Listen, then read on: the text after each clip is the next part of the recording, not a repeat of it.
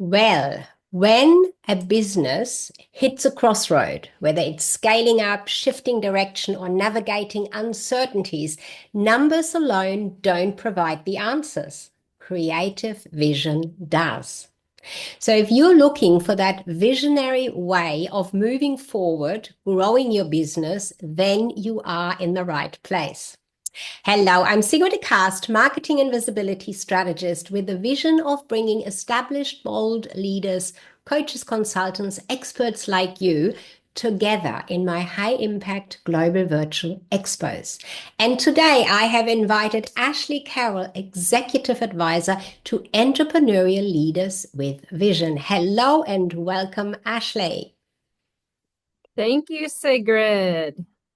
It is great to have you here, Ashley. It is just something exciting to talk about when we look at vision or visionary. Things change so quickly in the world, and we can make plans and we can want to achieve outcomes, but that component of vision is so important, is what I'm feeling. And I think that is where your experience and your work has a lot to do. So I'm really keen to ask you, entrepreneurial leaders that are facing either growth challenges or changing and having disruption in that way, hurdles coming up. If you are ready, if they're ready to think beyond the income statement, what is it you look at in the first instance when you are working with somebody? Yeah, so the biggest part really is a focus on the challenge. So usually someone will come to me when they have a specific challenge in their business. So for example, maybe they've reached a certain, I don't want to say plateau, right? Because there's almost always a way to continue to grow. But let's say maybe a plateau and they want to expand and do something different. Maybe they're too comfortable in where they are and they have a competitor that's taken up a significant amount of their market recently, for example, and they need to do things different. Like, so that's some examples of why someone would come to me as Mm. a client. Right. And of course, I mean, you're providing a safe space, where you can challenge their old ways and help them embrace new thinking. Do you find that the entrepreneurial leader sometimes feels unsure and unsafe to even voice their questions? Ah, well, that's a good point. Certainly, we all have feelings of discomfort that come to us, maybe every day, maybe not, right? Mm. So, do they ever feel uncomfortable to ask a question specifically to me? Yeah, it's possible that it's certainly possible they do, right? In particular, towards the beginning when we're starting to create a relationship and a comfort between the two of us. So, it can take a little bit of time, but I find that for my whole life, it wasn't until, I don't know, after 20 years or something that I realized, why do people open up in such deep ways to me and I don't even know them a lot of times? And I guess I have this kind of ability to sort of, I guess, get into maybe a level of acceptance and lack of judgment or something and just listen and without judgment, right? So listening for Mm. ideas or thinking or new ways of thinking about things or doing things, for example, right? But not judgment. Like, why would you ask this question? Why did you think that, right? Mm. Like, not thinking through that. And people can pick it up. People can feel that. People can hear that, even sometimes, see it in their words or in your physical presence as well, right? So, that's something I've been working on for a really long time because I've been partnering with clients for like almost 20 years. So it's something I had to kind of realize and learn as I went.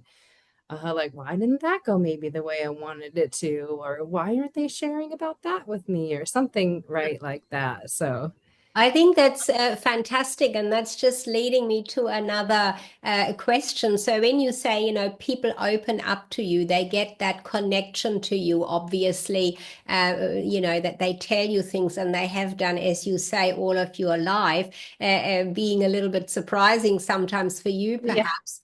But the thing is, it opens up for you to really look at whatever the root cause is that is happening in their business or in their life, from where you can then unroll or unlayer the next step or the direction.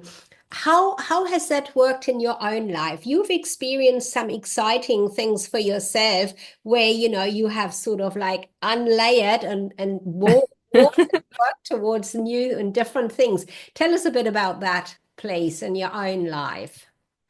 Yeah, certainly. Yeah, I've definitely gone through things in life and had to kind of figure out, okay, what do I like this or not? Why don't I like it? Okay, what's bringing me here, right? What's the root of like why I'm having this experience and how can I change that? How can I create a different path, for example, for myself? So certainly, Sigrid, I can give you one, the most obvious probably example for me in my life to date so far is at some point when I was younger, not my whole life, of course, but at some point when I was younger, I gained a large amount of weight over many years, of course, and I was very heavy. I was over 100 pounds overweight for many years. And so that was an example of something that was a challenge for me. It was a challenge that I sat with, and I was like, do I want to be this way? No. Do I want to continue, with this challenge for the rest of my life and have this problem or that problem or whatever it is, right? I went through this exercise and thought it through.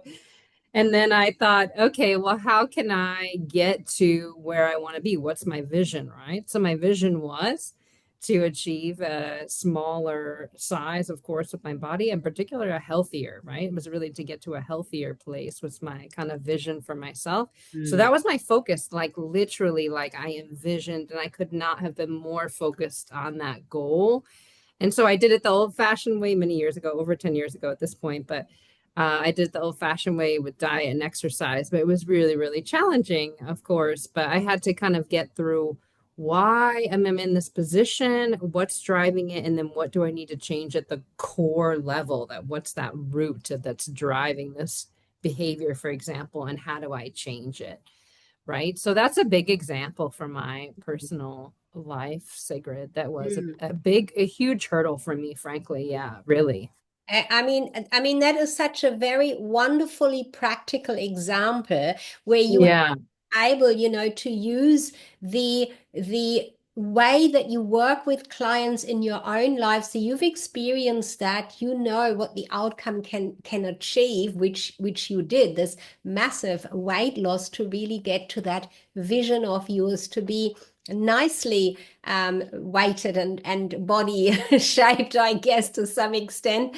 And look, health has a lot to do with that, that we need to Right. want to do that, of course. So I could imagine and share with us how this works when you work with somebody in your work with clients, using this approach as, what do I want? Why do I want it? And how do I get it? That's what I picked up from what you just said. Those three questions.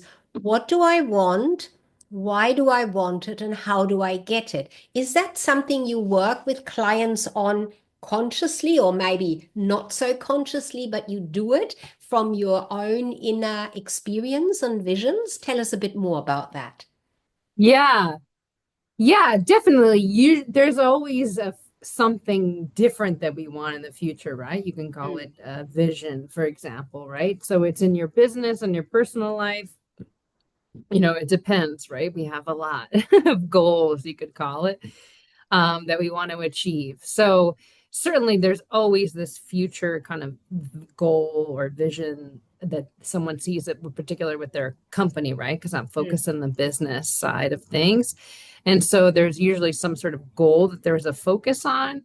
And then there's challenges in the way of that and things that are, at the same side. Of course, there's also good things kind of going usually for a company to focus on their strengths at the same time too. But it's basically like where you are today, where do you want to get to, and then creating the steps that you need to take to get there.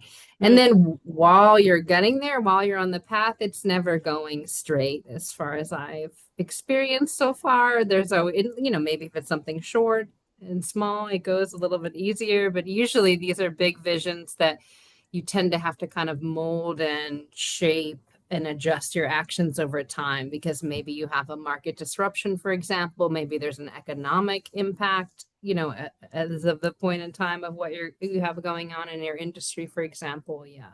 Mm. So certainly molding them, and I'm along the journey if I'm still working with them, obviously through that and how long it takes, or sometimes it's shorter and it's just the visioning kind of an actioning component. Yeah, yeah. So it's really looking deeper at what's happening and questioning the client to really chisel out what is behind it to help them find their own way where you are just the trigger, pulling the triggers for them to get there, I guess. That's what I'm imagining.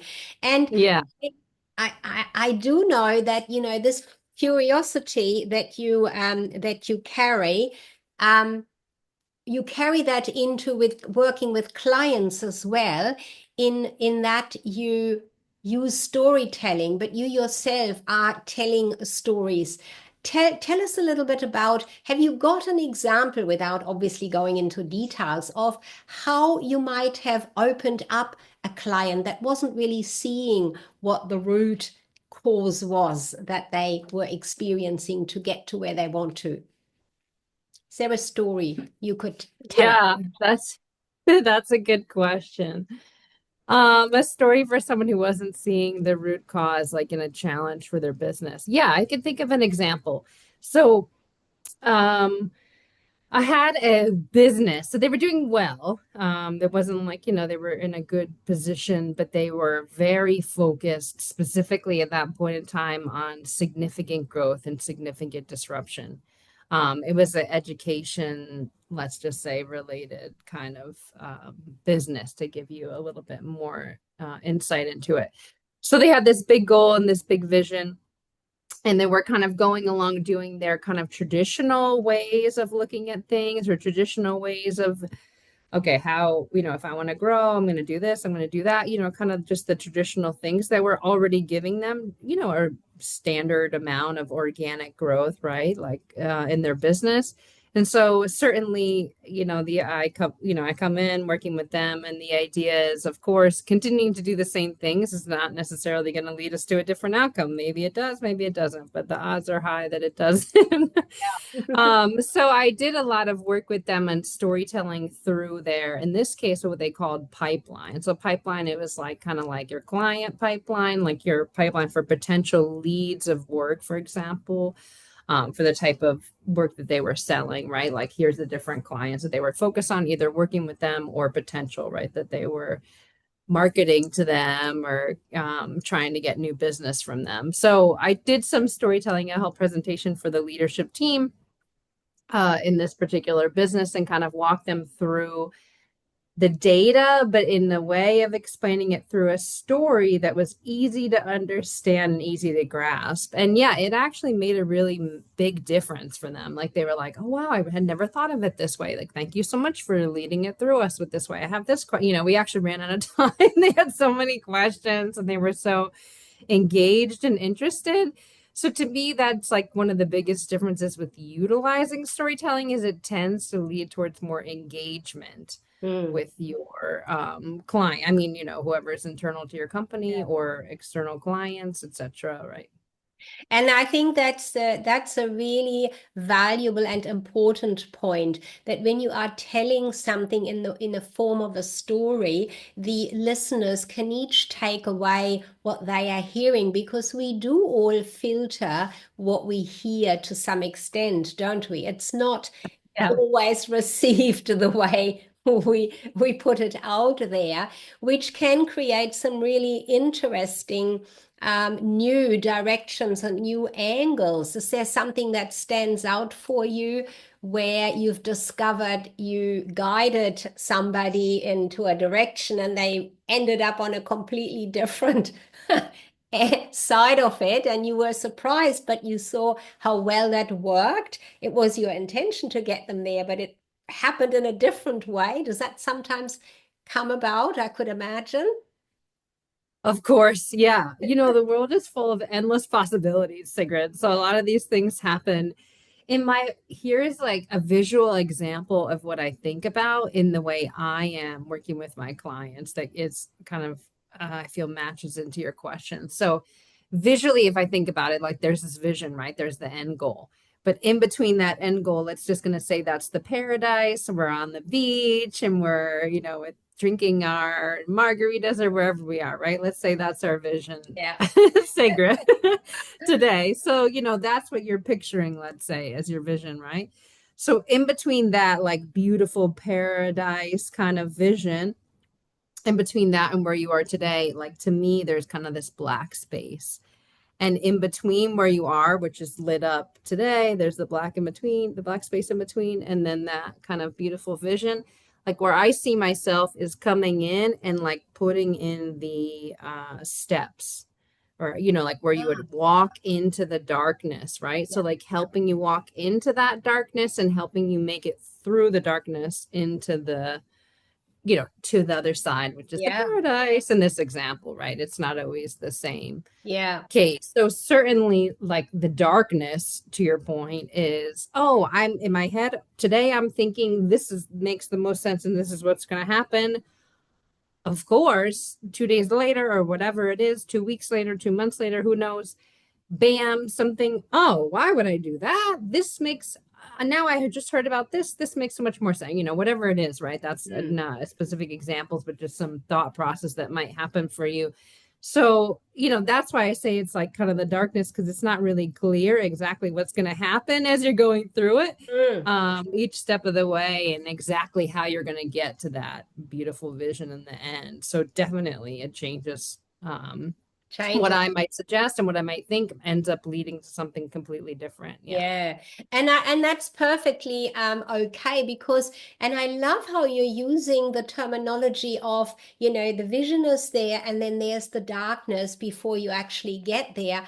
I like it because it's very different to what often is said, because darkness is not something to be scared about or concerned about. It is something that is Right. natural, isn't it? It's part of life. We have Yeah. night and day, and the night is dark. So what?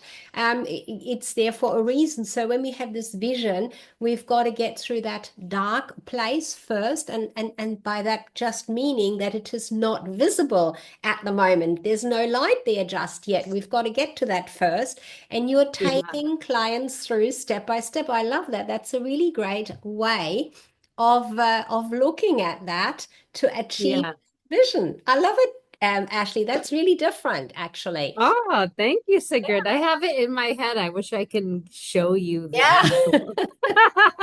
It was in my head. I wish I could literally show you. I have to create it. I can imagine. And I think that is something that you do with clients, from what I understand. You do use visuals a lot, don't you? When you're working with them, you have visuals to support Yeah. your direction.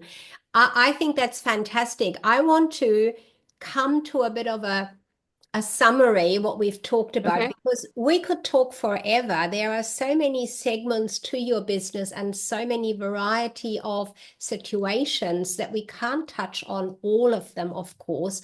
We want to let the audience know. So first of all, I want to summarize your office, or what it is so powerful that comes from you, your powerful assets are phrased in this way.